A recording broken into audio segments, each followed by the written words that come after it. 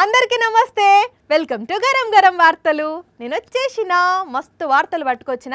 వార్తలు చూసే ముందైతే హెడ్లైన్స్ చూద్దాం పారి. అవసరం ఉంటే పొత్తు, లేదంటే తిట్లు. బీజేపీ వాళ్ళే నన్ను పొత్తు కోసం పిలిచారు. లీవ్ కావాలంటున్న మల్లారెడ్డి. పెళ్లిలు 26,000 పెళ్లిలు ఉన్నాయి కాబట్టి ఆ 2 దినాలు సభ పెట్టొద్దని మా రిక్వెస్ట్. డాన్సర్లుగా మారిన డాక్టర్లు 38 మందిని సస్పెండ్ చేసిండ్రు ఆఫీసర్లు. బైక్ లో అయిపోయింది పెట్రోల్, దిగనని పట్టుబట్టిండు కస్టమర్. వైన్స్ లో దొంగలు సర్దుకపోయిండ్రు బాటిల్లు. సూది కోసం సోదికెళ్తే పాతరంకు బయటపడిందట. బీజేపీ పొత్తు కోసం చంద్రబాబు ఢిల్లీకి వెళ్ళగానే ఆయన అంతకు ముందు మోడీని తిట్టిన తిట్లన్నీ అందరి చెవుల్లో మారుమోగినాయి. బండ బూతులు తిట్టి అదే పార్టీతోనే పొత్తులు పెట్టుకోవడంలో చంద్రబాబు నెంబర్ 1. అదేంటయ్యా అంటే ఒక్కోసారి ఒక్కో సాకు చెబుతాడు. ఇప్పుడు కూడా ఒక సాకు రెడీ చేసి పెట్టుకున్నాడు.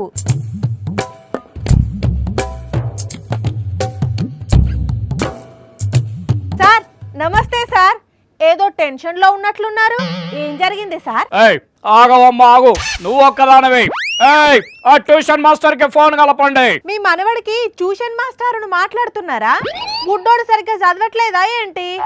అన్ని తండ్రి పోలికలే వచ్చినట్లున్నాయిగా. హలో ట్యూషన్ మాస్టర్ గారు, నమస్తే నమస్తే. సరే గారి, మా వాడికి స్పీచ్లు ఎలా ఇవ్వాలో నేర్పింది మీరే కదా, ఏం నేర్పించారు మీరు? తెలుగు ఎలా వలకాలో నేర్పించారా సరిగ్గా మీరు? ఇంతకీ ఏం జరిగింది సార్? ఏంటని అలా అడుగుతారేంటి? శంకరావాన్ని ఏమని వలికాడో విన్నారా మీరు? ఈ రోజు ఈ శంకరావం కార్యక్రమానికి టంగు స్లిప్ అయి ఉంటది సారు. ఏంటి ఒక్కసారి అయితే టంగ్ స్లిప్ పడుకోవచ్చు, రెండోసారి కూడా మళ్ళీ అదే మాట అన్నాడు. ఈ శంకరావం యాత్ర ప్రారంభిస్తాం నా అదృష్టంగా భావిస్తున్నా. విన్నావా? ఎప్పుడేమంటావు? హలో హలో హలో పెట్టేశాడు. మీ ఓడి తెలుగు భాష ప్రావీణ్యం విని ఫోన్ పెట్టేసి పరారైనట్టున్నారు సార్. ఆయన తెలుగుని ఖూనీ చేయడం మీ మాలోకానికి కొత్తనా చెప్పండి? What is this?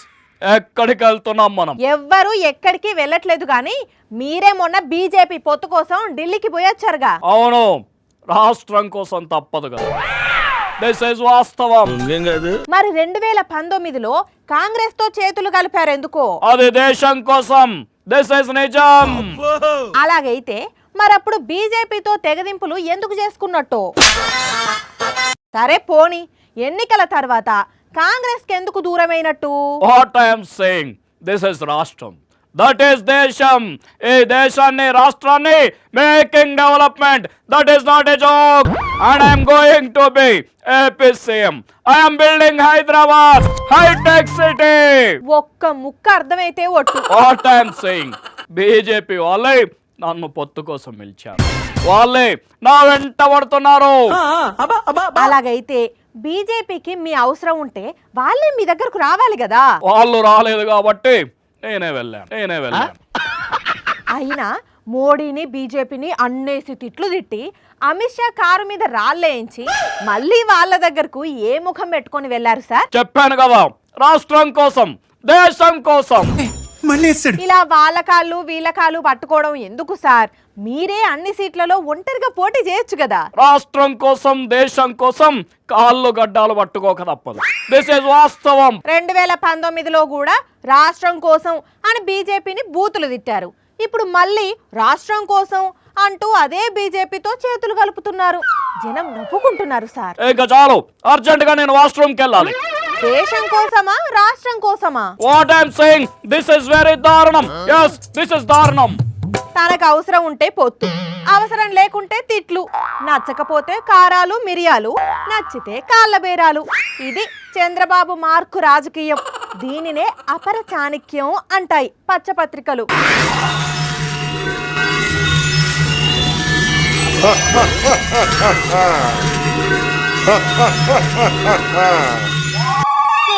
This is very దారుణం. రోజంతా పనిచేసి అలసిపోయిన జనాలు కాస్త ఎంటర్టైన్మెంట్ కోరుకుంటారు. అలాంటి వారిని ఏమాత్రం నిరాశకు గురి చేయకుండా బోలెడంత వినోదం పంచుతున్నారు లోకేశం. ఎర్రబుక్కు చేతిలో పట్టుకొని శంఖారావం యాత్ర పేరుతో సీరియస్ కామెడీ చేస్తున్నాడని వైసీపీ నాయకులు సెటైర్లు వేస్తున్నారు. సార్, మళ్ళీ ఎర్రబుక్కు తిరుగుతోంది చూసారా? ఎర్రబుక్కు ఈ డ్రామాలు ఎవరికి అవసరమే? ఆ ఎర్రబుక్కులో అందరి పేర్లు రాసుకుంటున్నాడట. గెలిచాక వారి అంతు చూస్తాడట. నీ బాడీ లాంగ్వేజ్ కి నువ్వు మాట్లాడే మాటలకి ఏమైనా సంబంధం ఉందా? లేదా బ్రహ్మానందం సీరియస్ డైలాగ్ చెప్తే అనుకుంటే అలా ఉన్నది. లోకేష్ మీకు కమెడియన్ లా కనిపిస్తున్నాడా? ఒక మాదిరిగా కూడా కనిపించట్లేదా? ఆయన ఎవరనుకుంటున్నారు?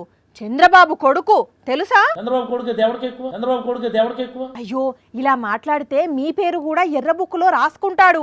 ఆ తర్వాత మీ ఇష్టం. పిచ్చి పిచ్చి మాటలు మాట్లాడితే మాత్రం నీ ఎర్ర బుక్గా మారుతుందని కూడా హెచ్చరిస్తా ఉన్నా. ఆయనదేముంది సార్, అదంతా స్క్రిప్ట్ మహిమ. నీకు స్క్రిప్ట్ రాసిచ్చినోడు కన్నా బుర్రా బుద్ధి ఉండాలా, చదువు నీకన్నా బుర్రా బుద్ధి ఉండాలా, నీ చేత మాట్లాడించినటువంటి వేదిక మీద కూర్చొని ఉన్నారు వాళ్ళకన్నా బుర్రా బుద్ధి ఉండాలా. అంటే వాళ్ళెవ్వరికీ బుర్ర బుద్ధి లేదంటారా? అవేమీ లేకున్నా ఎవ్వరికీ అనుమానం రాకుండా బాగానే నెట్టుకొస్తున్నారు. ఎన్టీ రామారావు గారికి భారతరత్న రాకుండా అడ్డుపడిన దుష్టశక్తి ఎవరో తెలిసిపోయింది అని అంటున్నారు వైసీపీ నాయకుడు. ఆ దుష్టశక్తి ఎవరో, ఏమేం కుట్రలు చేశాడో వివరించారు. నేను అడుగుతున్నా చంద్రబాబుని ఈ రోజు. అడగండి, ఏం అడుగుతారో. కేంద్ర ప్రభుత్వంలో ఆయన భాగస్వామ్యంగా ఉండి కూడా ఎన్టీ రామారావు గారికి భారతరత్న తేలేకపోయినాడు. మర్చిపోయాడేమో. ఎందుకు భారతరత్న ఎన్టీ రామారావు గారికి ఇవ్వలేదు అని అడుగుతున్నాను. ఇప్పుడు ఆయన కొంచెం బిజీగా ఉన్నాడు సార్. బీజేపీతో పొత్తు కోసం నైట్ కు నైటే ఢిల్లీకి వెళ్ళాడు. అమిత్ షా కాళ్ళు పట్టుకున్నాడు. బాబు స్టైల్ తెలుసు కదా, అందితే జుట్టు, అందకపోతే కాళ్ళు. ఇప్పుడు అదే పని చేస్తున్నారు. ముందుగా చంద్రబాబు చేయాల్సింది ప్రైమ్ మినిస్టర్ గారిని కలిసి ఎన్టీ రామారావు గారికి భారతరత్న ప్రకటించిన తర్వాతనే మీతో పొత్తు పెట్టుకుంటానని చెప్పాలి చంద్రబాబు. అలా డిమాండ్ చేస్తే నువ్వు వద్దు, నీ పొత్తు వద్దు అని తరిమేస్తారని ఆయన భయం. కానీ చెప్పడు. ఎందుకు చెప్పడు సార్? ఎన్టీ రామారావు గారికి భారతరత్న ఇచ్చేది చంద్రబాబుకి ఇష్టం లేదు. ఆ విషయం అందరికీ తెలుసు అనే విషయం ఆయన కూడా తెలుసు. అయినా సరే ప్రతి సంవత్సరం ఎన్టీఆర్ జయంతి, వర్ధంతి రోజున ఆయనకు భారతరత్న ఇవ్వాలని ఒక మొక్కుబడి డిమాండ్ చేస్తాడు. ఎలక్షన్స్ కోసం పోయి కాళ్ళు పట్టుకున్నావు ఢిల్లీలో, రామారావు గారి కోసం మాత్రం కాళ్ళు పట్టుకోడు. రామారావునే కాళ్ళు పట్టుకొని లాగేసిన వాడు ఆయనకు భారతరత్న ఇవ్వాలని ఎవరి కాల్లో ఎందుకు పట్టుకుంటాడు సార్?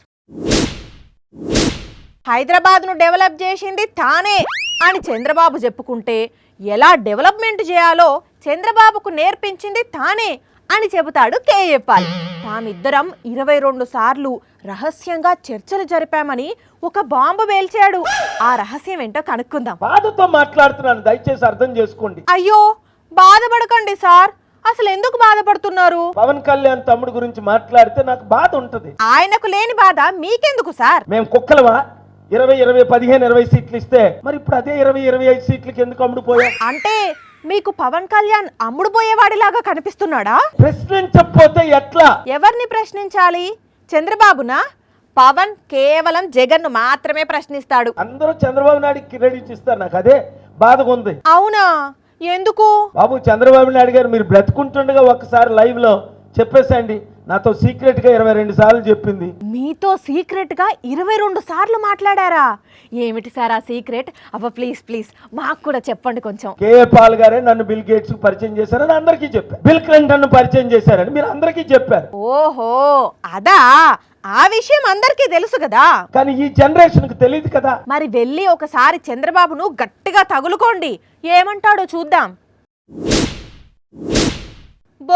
బొంకరా పోలిగా అంటే మా ఊరి ఆవాలు తాటికాయలంత అన్నాడట వెనుకొట్టుకొక పోలిగాడు. బొంకడంలో తండ్రినే మించిపోయాడు లోకేష్. నోటికి ఎంతొస్తే అంత హామీలిస్తూ ఎవడ్రా నువ్వు ఇంత టాలెంటెడ్ గా ఉన్నావు అని అనిపించుకుంటున్నాడు. బాబు వస్తే జాబ్ వస్తుందని అన్నారు. బాబు రాను వచ్చాడు, పోను పోయాడు. టీడీపీ నాయకులు జేబులు నింపుకున్నారు కానీ నిరుద్యోగులకు జాబులు మాత్రం రాలేదు. తాను సీఎం అయితే ఇంటికో ఉద్యోగం ఇస్తా అన్న చంద్రబాబు సీఎం అయ్యాక లోకేశానికి మంత్రి ఉద్యోగం ఇచ్చాడు. యువకులకు నిరుద్యోగ భృతి ఇస్తామన్నాడు. అన్నిటిలాగే ఆ హామీని కూడా మూటగట్టి అటకెక్కించాడు. పైగా వైసీపీ ప్రభుత్వం ఇచ్చిన వాలంటీర్లను ఉద్దేశించి అవేం ఉద్యోగాలు, గోనె సంచులు మోసే ఉద్యోగాలు అనుకుంటూ వెటకారంగా మాట్లాడారు. ఇప్పుడు మళ్ళీ అధికారంలోకి రావడానికి కొండకు వెంట్రుక గట్టిలా ఆగుతున్నారు. అతని కంటే గనుడు ఆచెంట మల్లన్న అన్నట్టు ఎర్రబుక్కు లోకేశము తండ్రినే మించిపోయాడు. అధికారంలోకి వస్తే ఏటా డిఎస్సి నిర్వహిస్తారట. మంచిదే సార్, కానీ బాబు సీఎంగా ఉన్నప్పుడు ఏం చేశారు? మరి ఎన్ని డిఎస్సీలు పెట్టారు, ఎన్ని టీచర్ ఉద్యోగాలు ఇచ్చారో లెక్క చెప్పండి అని ప్రశ్నిస్తున్నారు వైసీపీ నాయకులు. జస్ట్ గూగుల్లో 2014 నుంచి 19 మధ్యలో ఎన్ని ఉద్యోగాలు చంద్రబాబు కల్పించాడంటే చక్కగా వచ్చేస్తుంది. 19 నుంచి 24 మధ్యలో ఎన్ని ఉద్యోగాలు జగన్మోహన్ రెడ్డి గారు క్రియేట్ చేశారంటే చక్కగా వచ్చేస్తుంది కదా, చెక్ చేసుకోండి. ఈ 5 ఏళ్ల కాలంలో సీఎం జగన్మోహన్ రెడ్డి గారు 2,20,000 ప్రభుత్వ ఉద్యోగాలు ఇచ్చారు.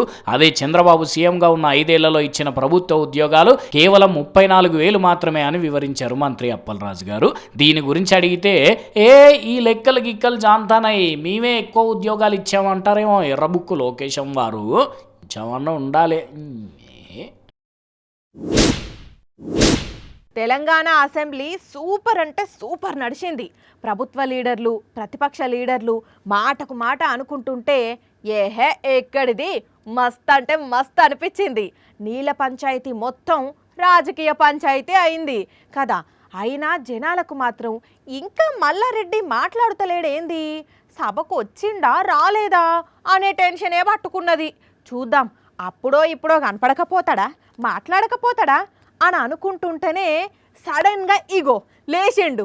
స్పీకర్ సార్ను పర్మిషన్ అడిగి పెద్ద రిక్వెస్ట్ చేసిండు. 14-15 వసంత పంచమి ఉంది కాబట్టి అందరి కోరిక మేరకు, సభ్యులందరి కోరిక మేరకు పెళ్లిలు 26,000 పెళ్లిలు ఉన్నాయి కాబట్టి ఆ 2 దినాలు సభ పెట్టొద్దని మా రిక్వెస్ట్. ఓ మల్లన్న, ఇది నీ ఒక్కన ఒపీనియనా అందరి ఒపీనియన్ అనే? నీకు పెళ్లి పనులుంటే మీ లీడర్కి చెప్పిపోయేదానికి అందరి కోసం నువ్వు ముంగట పడేందుకే సభకు సెలవులు ఇప్పియాలని చూస్తున్నావు? అందరు కలిసి నీకు చెప్పిండ్రా, లేకుంటే నీ సొంతంగా అన్నావా? అందరి కోరిక అని మళ్ళీ మెన్షన్ చేస్తున్నావు, ఏకంగా స్పీకర్ సార్కే రిక్వెస్ట్ పెడుతున్నావు. సరే, ఏది ఏమైనా మాట్లాడిన 2 మాటలైనా మంచిగా మాట్లాడి మల్లన్న నవ్విచ్చిండు. కానీ ఇక ఈడి దిక్కు నీళ్ల పంచాయతీ పైన ఏకదమ్గా చర్చ నడిచింది. పాత ప్రభుత్వం మీద నీళ్ల మంత్రి ఉత్తమ్ సారు ఉరుములు ఉరిమిండు.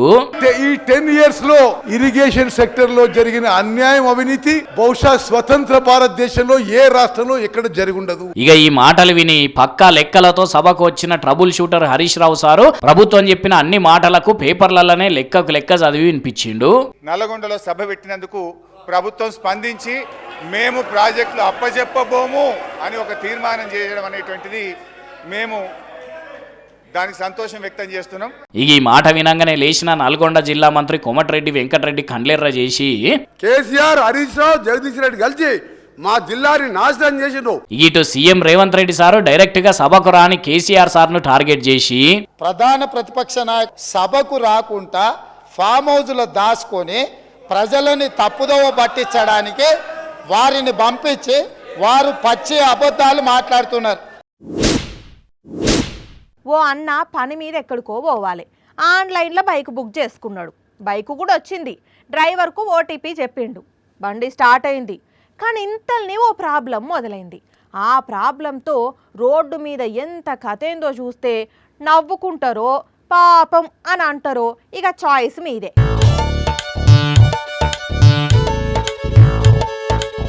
అగో ఇదేంది, బండి మీద కూర్చుండా పెట్టుకొని నడుపుకుండా పోకుండా దొబ్బుకుంటా పోతుండు అని అంటే ఏం చేస్తాడు పాపం, బండిలో పెట్రోల్ అయిపోయిందట. అందుకే ఇట్లా కష్టపడిను బండి మీదనే కూర్చుండే పెట్టుకొని తోసుకుంటా పోతున్నాడు. అయ్యో దీనికే గంత కష్టపడాలనా? ఏదో ఆ కస్టమర్నే అటేటు నడుచుకుంటా రమ్మనొచ్చు కదా బంకు దానికానంటే ఆ కస్టమర్ అసోంటి కస్టమర్ కాదు, పెట్టిన ప్రతి పైసకు న్యాయం చేసుకునే కస్టమర్ ఉన్నట్టున్నాడు. అందుకే నేను ఎందుకు నడవాలి, నేను బరోబ్బర్ బైక్ బుక్ చేసుకున్నా, బరోబరు పైసలు ఇస్తున్నా, అందుకే బరోబర్ నాకు సర్వీస్ అందియాలే. నీ బండ్లే పెట్రోల్ అయిపోతే అది నీ ప్రాబ్లం, నా ప్రాబ్లం కాదు. నన్ను బరోబరి నేను ఎక్కడనైతే దిగాలనో అక్కడ దించాలి అంతే అని మొండి పట్టు పట్టిన పోలే. చేసేదేం లేక దేవుడా భగవంతా అని అనుకుంటా ఇట్లా బంకు దానిక దోసుకపోయిండు. ఈయన ఇట్లా బండిని దోసుకుంటా పోతుంటే రోడ్డు మీద చూసిన వాళ్ళు మస్తు నవ్వుకుంటున్నారు. మళ్ళీ ఇది ఎక్కడో కాదు, మన హైదరాబాద్ లోనే. కానీ నిజంగా ఇలాంటి కస్టమర్ ఇప్పటి వరకు ఎవరికి దాకలే కావచ్చు పో. అయినా బైక్ టాక్సీ రోజు నడుపుతున్నానంటే బండ్లే పెట్రోల్ ఉన్నదా లేదా చూసుకోవద్దా? అయినా మరి డ్రైవర్ కూడా ఇట్లా ప్రాబ్లం అయిందని కంపెనీ వాళ్ళకి ఫోన్ చేస్తే కంపెనీ వాళ్ళు ఆల్టర్నేట్ ఇంకో బండి అరేంజ్ చేస్తారు కావచ్చు. కానీ ఆయన అట్లా ఏలేదు. మొత్తానికి సోషల్ మీడియాలో ఈ వీడియో వైరల్ అవుతూనే ఈ కస్టమర్ మగార్ర బుజ్జి అని కొందరు అంటుంటే పాపం కొంచెం కూడా దయలేదు ఈయనకు అని ఇంకొందరు అంటున్నారు.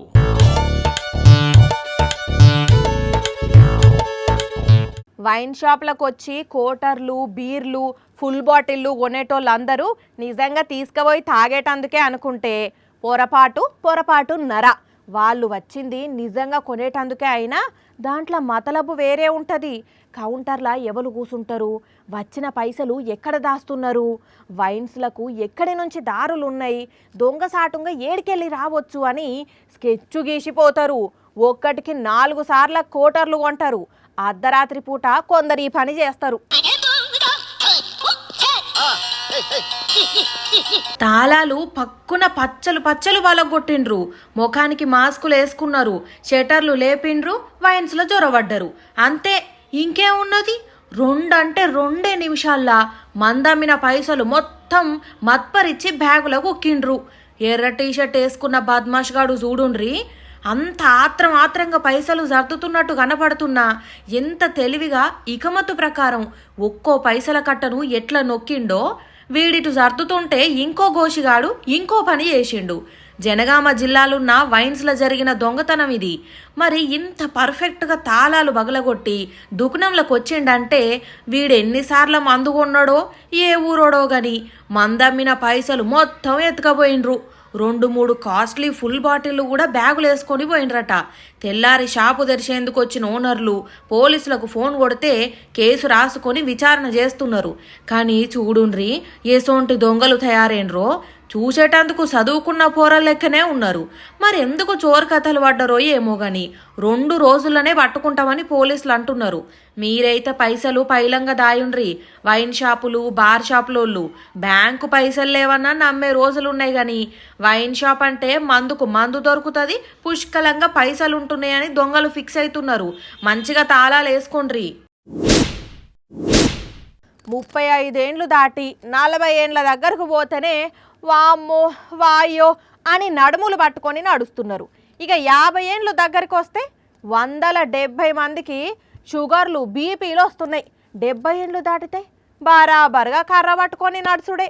ఇక ఇంతకంటే ఎక్కువ ఏజ్ ఉంటే బండి మీద కూసోవాలనన్నా కార్లో కూసోవాలనన్నా ఆఖరికి బస్సు ఎక్కియాలనన్నా కనీసం 2 పట్టుకుంటే తప్ప కూసోలేరు. చూస్తున్నాం కదా. అయితే 95 ఏండ్ల ఈడులో జోరుగా కారు నడిపి 30 ఏండ్లకే ముసలోళ్ళ లెక్క ఫీల్ అవుతున్న వాళ్ళు ముక్కునేలేసుకునే పని చేసింది అవ్వ. అగ చూడండి ఎంత యాక్టివ్గా కారు నడిపి చేతులు తిప్పుకుంటూ మాట్లాడుతున్నదో. डर लगनी है आपने दादी सुनो पहली बार चलाई ना आपने गाड़ी जिंदगी में पहली बार आगे देख के बात करो ना సోషల్ మీడియాలో యాక్టివ్గా ఉండే నాగాలాండ్ మంత్రి గారు ఈ వీడియోను పోస్ట్ చేసిండు. వయస్సు అనేది కేవలం నెంబర్ మాత్రమే, ఇంత ఏడు మీద పడ్డ ఈ రేంజ్లో ఎంత చలాకీగా ఉండొచ్చో అవ్వ నిరూపించింది అని రాసుకొచ్చిండు. కానీ నిజంగా అవ్వ గ్రేట్లే. కొందరు ఇప్పుడు తింటున్న తిండికి పెయ్యి ఖరాబ్ అయ్యి 70 ఏండ్లకే మంచాలు పట్టిండ్రు. అట్లాంటిది అవ్వ ఇంతగానం ఏజ్ వచ్చినా ఇప్పుడు డ్రైవింగ్ నేర్చుకుంటున్నది అంటే నేర్చుకోవాలన్న తపన అవ్వకి ఎంతున్నదో అర్థమవుతున్నది. కానీ చాలా అంటే చాలా గ్రేట్ పోయినరి. ఓ యూత్ పిల్లగాన్లు, ఇక మనం ఏం చేయలేము, మన ఏజ్ అయిపోతున్నది, అప్పట్లోనే చేస్తే మంచిగా ఉండాలని ఇప్పుడు బాధపడకండి. నేర్చుకోవడానికి ఏజ్తోని పని లేదు. దానికి ఇగో ఈ అవ్వనే ఉదాహరణ. అవ్వని చూసి నేర్చుకోండి. ఏమంటున్నాం? 10 राउंड चला रही है. कब कितने की उम्र जब कितने थे आप?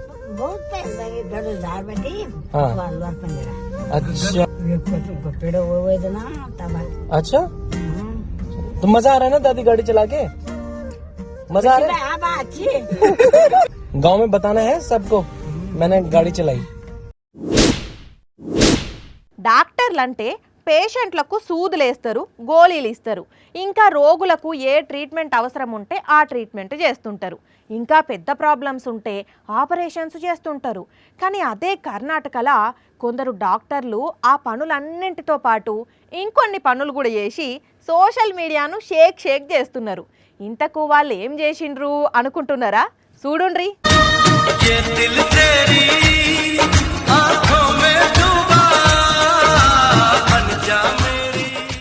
అమ్మో డాక్టర్లకు తక్కువ డాన్సర్లకు ఎక్కువ అన్నట్టే ఉన్నారు కదా. బాబా ఏమన్నా స్టెప్పులా కొరియోగ్రాఫర్ అన్న ఇంత మంచిగా చేసినో లేదో కానీ వీళ్ళు అయితే గదిస్తున్నారు. చూస్తుంటే వీళ్ళకు ట్రీట్మెంట్ చేసుడు కంటే ఇట్లా రీల్స్ చేసుడు మీదనే శ్రద్ధ ఎక్కువ ఉన్నట్టున్నది కదా. మళ్ళీ ఇంతటితోనే ఆగినరా అంటే ఊహో ఇంకా పర్ఫార్మెన్స్ ఉన్నది.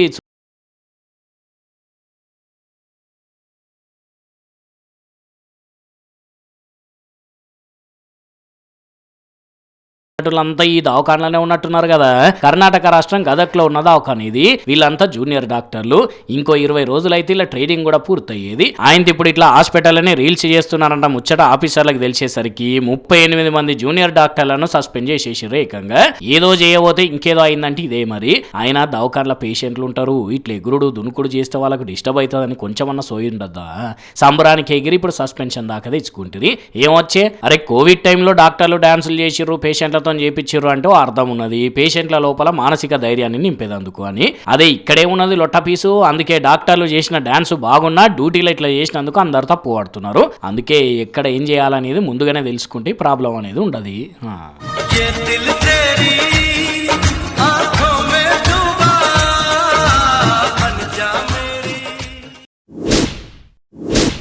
ఇక ఇవి మరి ఇయాల్టి గరం గరం వార్తలు. మళ్ళీ రేపు ఇదే టైంకి ఇట్లనే మస్తు వార్తలు పట్టుకొని వస్తా. అప్పటిదాకా చూస్తూనే ఉండండి సాక్షి టీవీ. టైం గుర్తున్నది కదా, రాత్రి 8:30కి మళ్ళీ పొద్దున 8:30కి ఉంటాం మరి.